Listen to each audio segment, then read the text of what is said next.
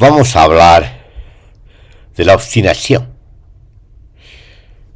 esa práctica y esa inclinación por obtener una imagen de la realidad que sea igual o equivalente a la imagen que uno tiene. Es decir, reducir la realidad a sus creencias, para decirlo en términos muy sencillos. ¿Por qué llamamos obstinación? La obstinación tiene un sentido más amplio, pero en este caso hay un tipo de obstinación que llamaremos obstinación política, que también se basa en una obstinación ideológica. Pero en estos casos más pedestres, más puntuales, es decir, la ideología no funciona completa, sino de manera fragmentaria y dispersa. Pero también hay obstinación religiosa, y eso lo sabemos, es decir, la fe, la creencia religiosa reduce la realidad precisamente al imaginario religioso. Bueno, también podemos remontarnos a los mitos, pero no se trata de eso, sino se trata de entender cómo funciona y se da la obstinación política.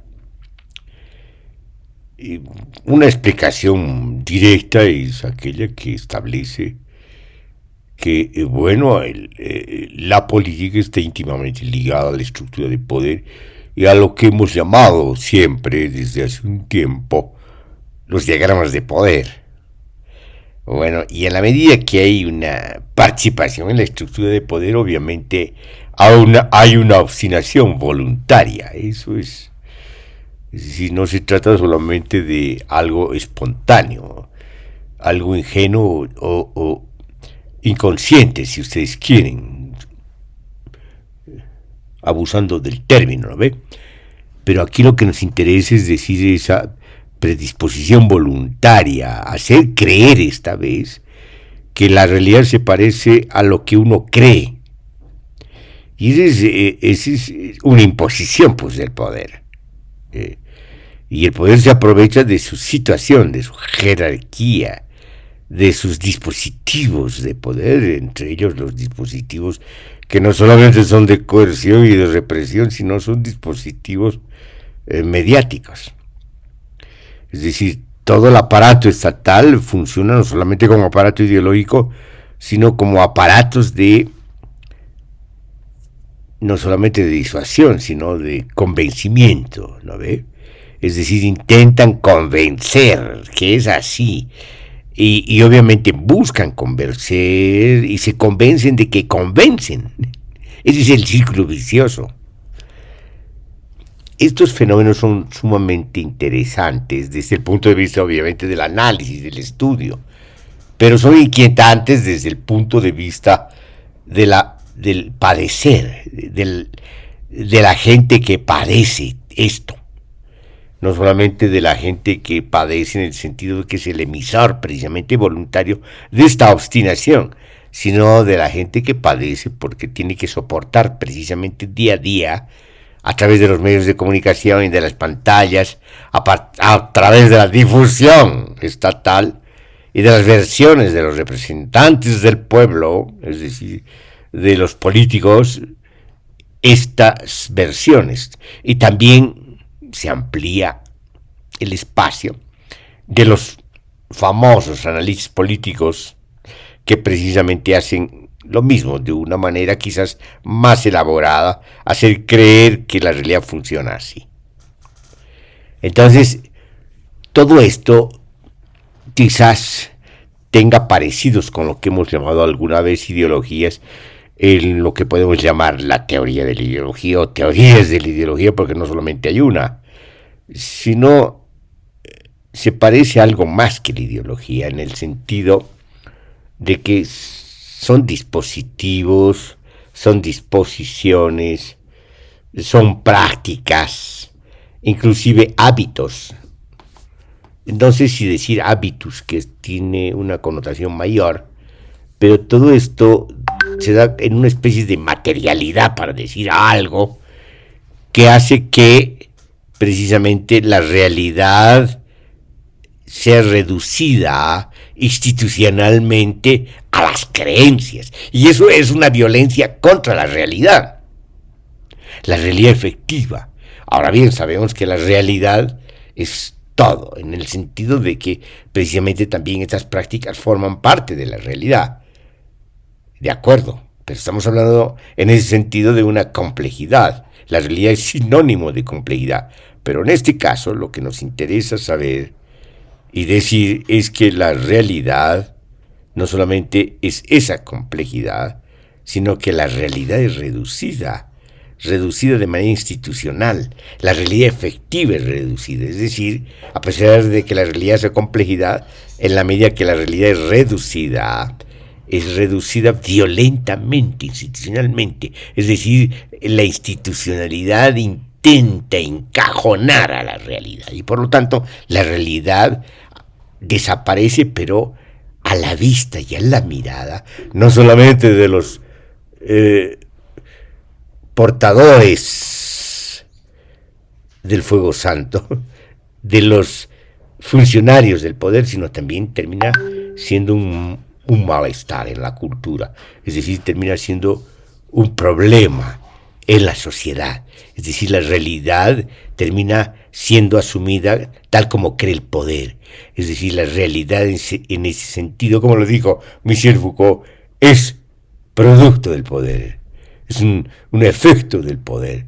Entonces, obviamente la realidad no es eso, sino que eso que llamamos realidad, eso que se asume institucionalmente como realidad, inclusive como creencia, pero también como sentido común, termina pareciéndose a ese imaginario, diremos perverso, porque además es voluntario, del poder. Ese es el tema. A ver, vamos a un ejemplo concreto. Resulta que estamos en una crisis múltiple. Una crisis política, una crisis ideológica, una crisis del capitalismo dependiente, del modelo colonial extractivista del capitalismo dependiente, en el contexto de la crisis del sistema mundo capitalista. Pero concretamente estamos en una crisis económica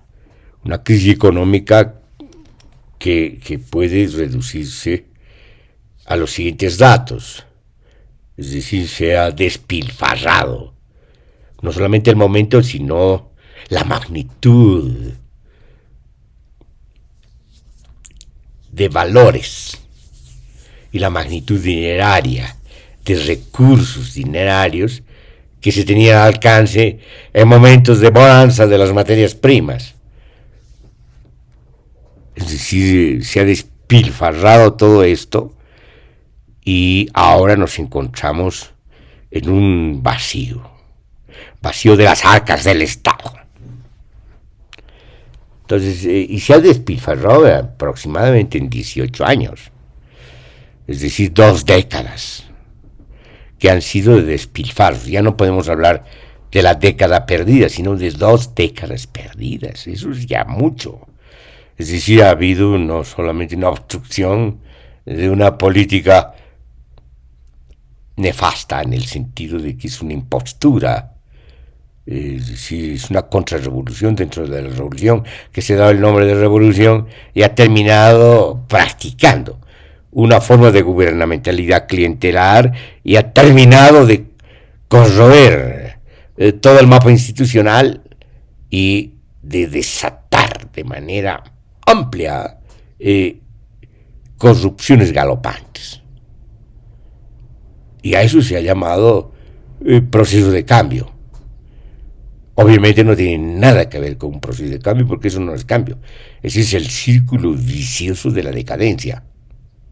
Y a eso se ha llamado procesos de cambio.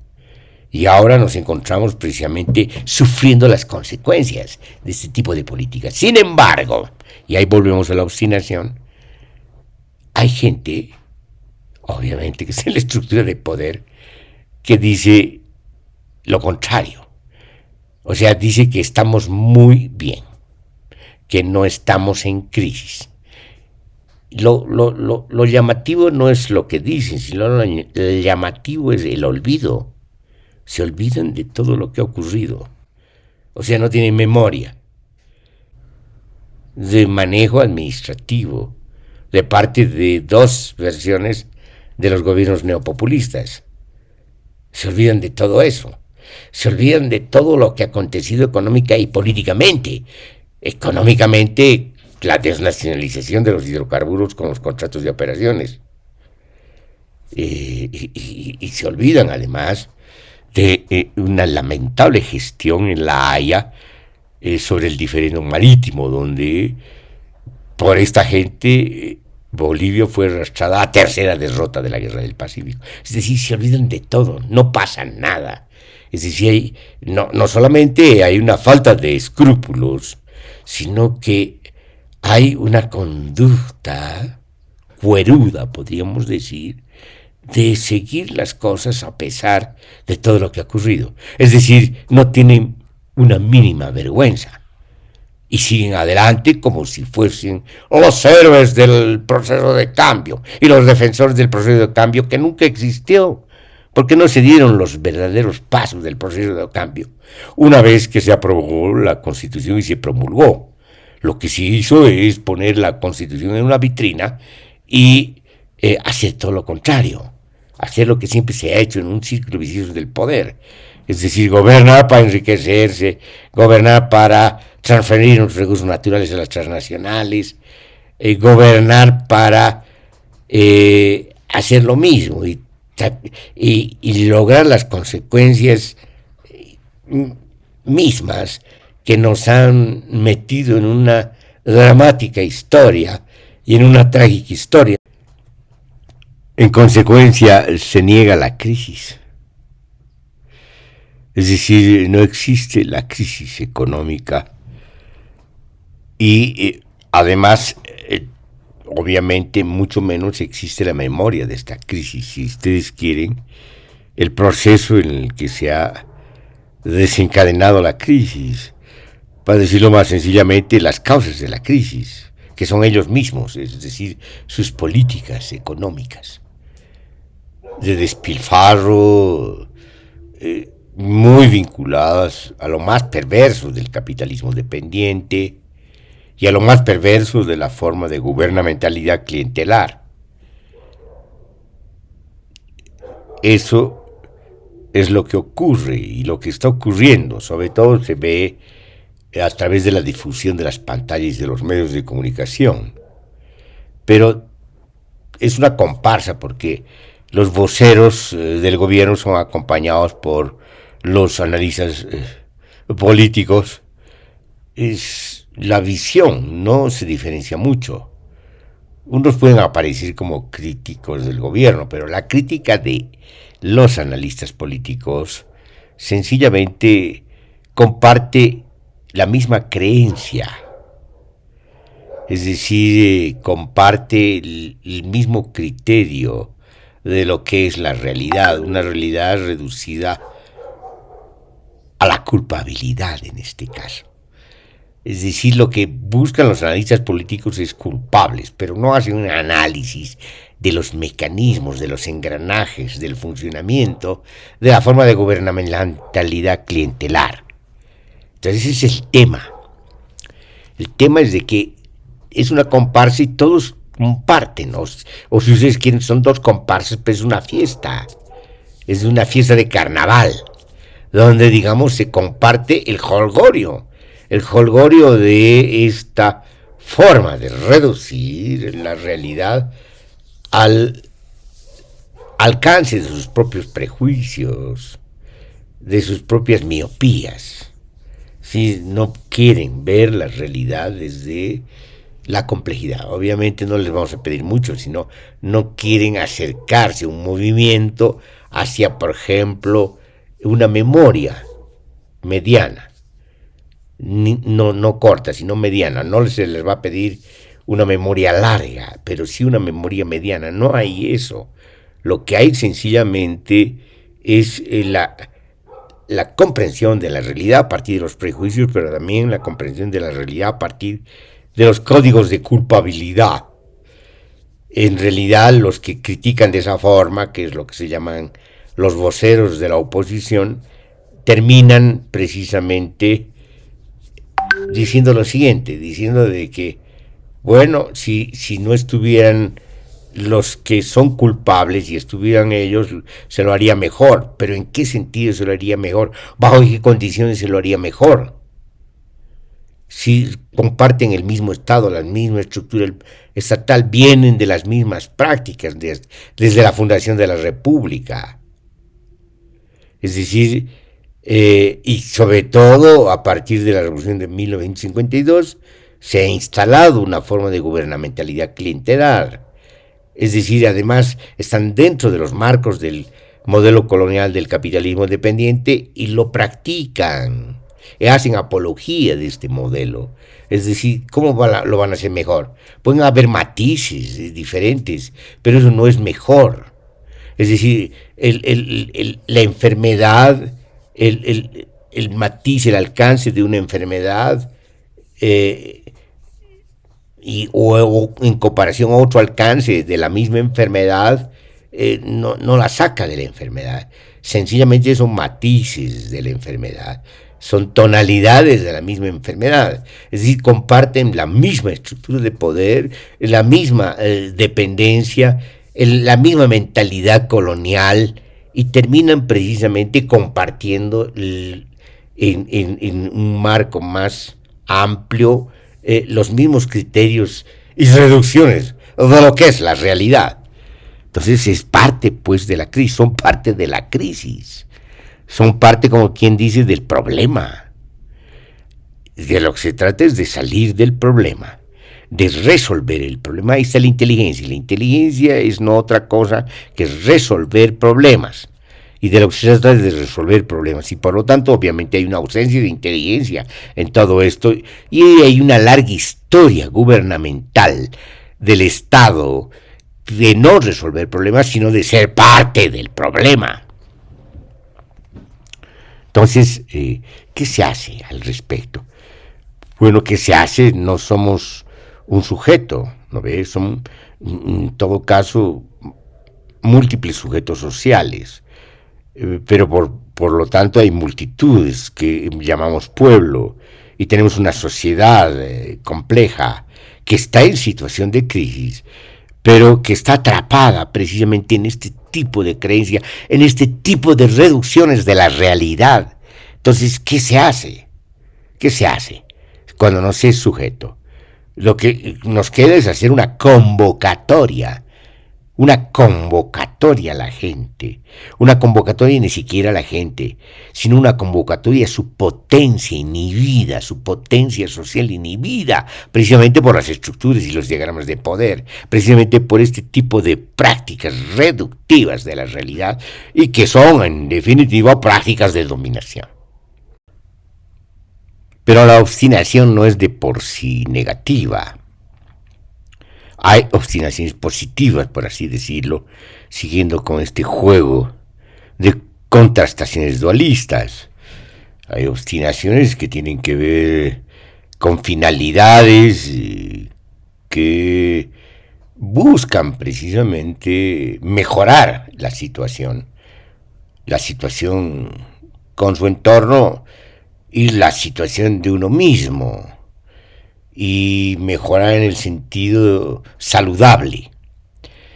Pero hay obstinaciones que tienen que ver precisamente con estrategias de poder, con tácticas de dominación. Es decir, una voluntad que está vinculada a la voluntad de dominio, de dominación.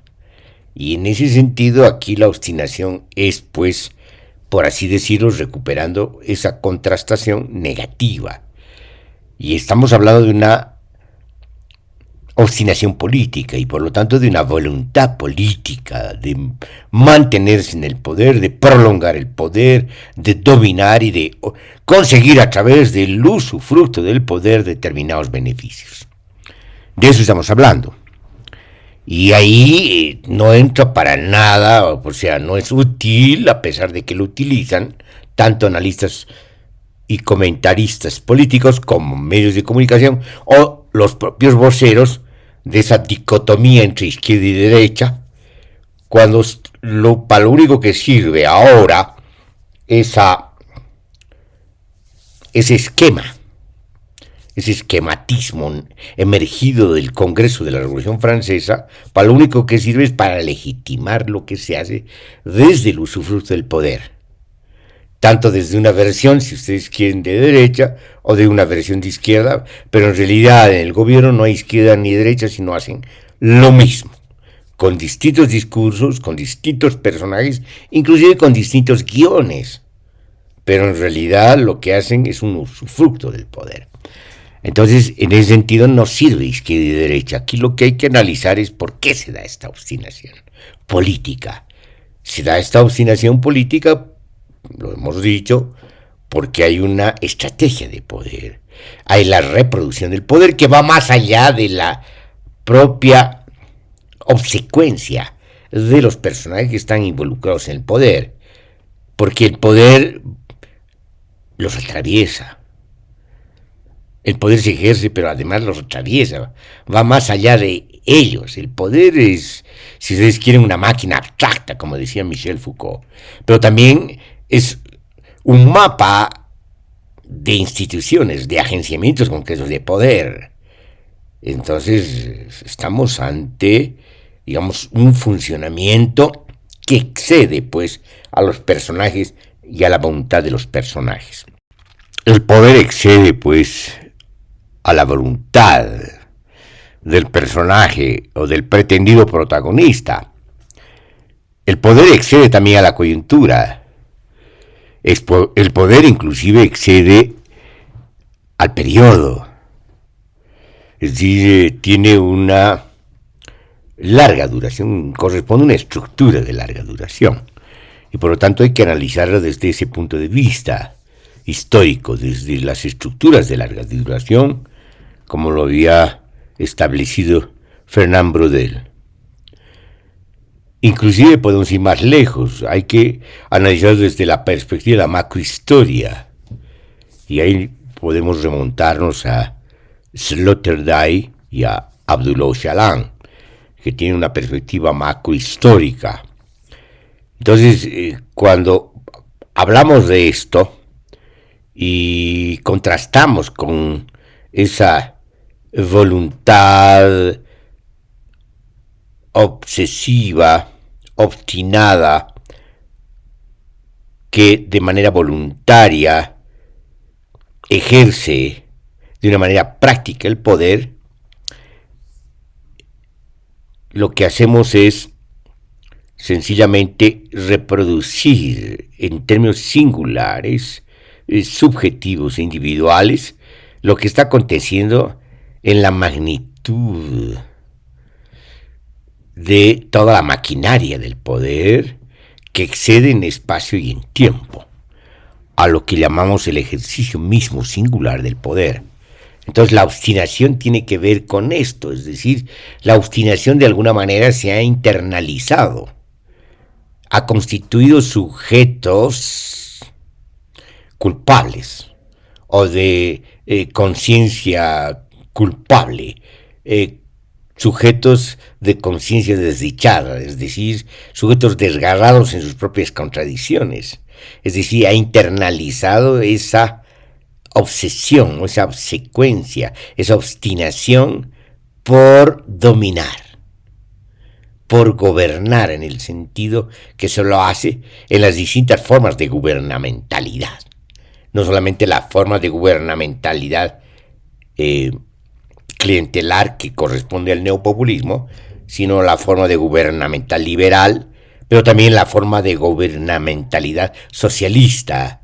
Es decir, todas estas formas de gubernamentalidad son formas de reproducción del poder. Y en ese sentido la obstinación tiene que ver precisamente con una internalización, con una constitución, diríamos más bien una desconstitución de sujetos, con una inhibición de la potencia y una reducción de las capacidades a eso, a una obstinación política, a una obstinación ideológica, a una reproducción de la mediocridad y de las miserias humanas. Hace un tiempo nos preguntamos quién pagará la crisis en un periódico que se llamaba Pututu. Era otro contexto, pero ahora conviene hacerse la misma pregunta: ¿quién pagará la crisis? ¿Serán los que causaron la crisis?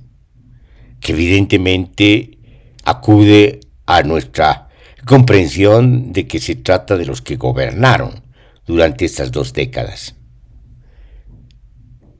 Pero se trata también de un conglomerado, porque no solamente están los que gobernaron y los representantes en el Congreso, los funcionarios de los órganos de poder, inclusive los funcionarios del ejército y de la policía.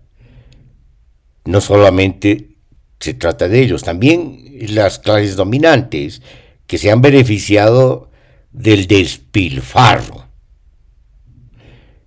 Hay quienes obviamente no se han beneficiado, y estamos hablando quizás de una burguesía mediana que está vinculada a la producción y quizás a ciertos rubros de la industria, los pequeños productores también. Entonces ellos no se han beneficiado, sino han padecido. Es decir, el mal gobierno en un largo periodo de despilfarros y de derroches y de demagogia. Obviamente todos ellos no van a pagar la crisis. Lastimosamente van a pagar la crisis los que padecen la crisis, los que no se benefician de la crisis, el pueblo, la sociedad. ¿Es justo? No es justo. Pero ¿qué hacer al respecto?